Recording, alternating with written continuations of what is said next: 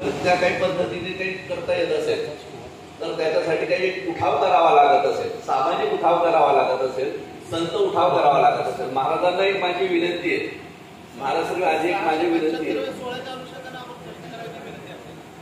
माझी एक विनंती आहे की आपण सगळे कीर्तनकार आहेत यांच्याकडे करत आहोत आणि मला असं वाटतं की या 675व्या सोहळ्यापासूनच याची सुरुवात होईल.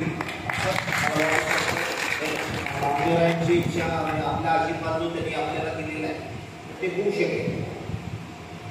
विकत दिले, फुकट कोणाला दिले, मंत्र्यांना फक्त फुकट दिले. आणि महाद्वारमध्ये 40x400चा मंडप आपण आपल्या आमदार साहेबांना विनंती करून केला होता. तेव्हा संत पूजा केली होती. त्यावेळेला भव्य प्रमाणात संत पूजा झाली आणि आपला उहापोह चांगला झाला, कार्यक्रम अतिशय सुंदर झाला. त्यावेळेस जातीनं मोठे मालक सुधाकरपंत परचाकर यांनी स्वतःहून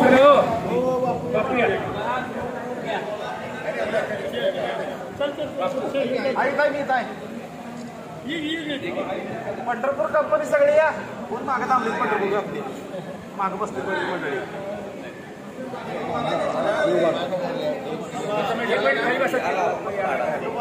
जे 17वे वंशज श्री मुकुंद महाराज, निवृत्ती महाराज, इथं एकसंघाची महाराष्ट्रातून आलेली सर्व पदाधिकारी टीम, माझे मोठे बंधू अजयजी सल्ला, माझ्या सर्व बंधू भगिनींनो,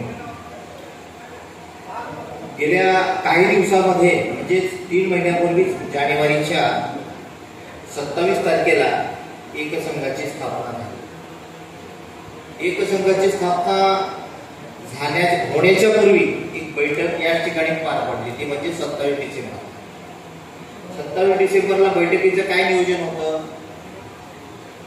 की शिंपी समाज व नामदेवाला मानणारा जो भक्त आहे तो एकत्र आला पाहिजे.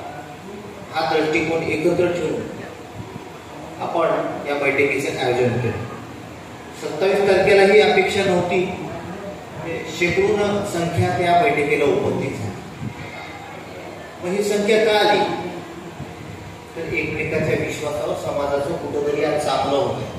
नामदेवांचं नाव आज जे विश्वामध्ये पोहोचायचे ते आपल्या सगळ्याच्या माध्यमातून पोहोचायचे, म्हणून आपल्याला ह्या एकत्र आणण्याचं काम केशवरायाच्या मंदिरात होते.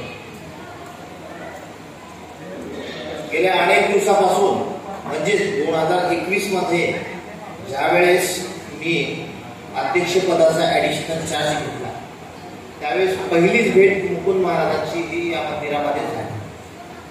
आपण सगळ्याचे दर्शन घेतो पण आपल्या दैवताचे दर्शन घेणं कुठंतरी चुकतो, हे थोडंसं मनामध्ये हल्लं. केशवराजाच्या मंदिरमध्ये आलो, मुकुंद महाराजांचा सहज पुस्तकाची फोनवर भेट झाली, ती ओळख झाली होती. असं वाटायचं की शिंपी समाज आपला महाराष्ट्रात अस्तित्वात आहे का नाही, कारण आम्ही ज्या संघटनेमध्ये ज्या संस्थेमध्ये काम करतो जात नावाची फॅक्ट नसते, जात हे नसते.